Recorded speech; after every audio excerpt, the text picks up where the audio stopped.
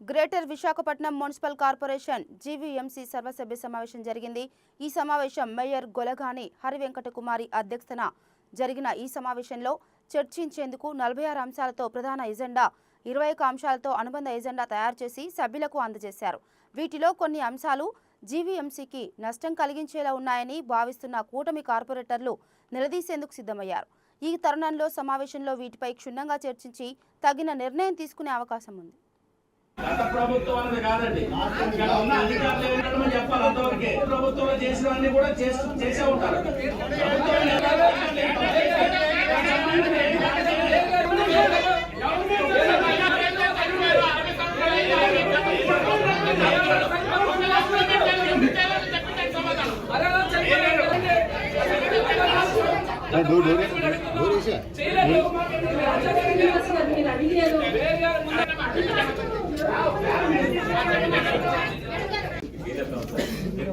Meeting పెట్టాం sir. పెట్టిన commission report తీసుకుని మేము కలెక్టర్ గారు పంపిస్తాం.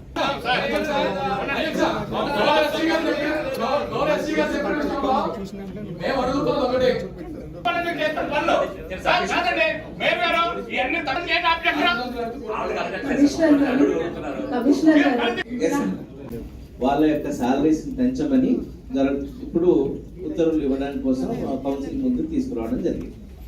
ఇవి కాకుండా అంటే 10 సంవత్సరాలు మినిమం ఉన్న వాళ్ళే ఎఫెక్ట్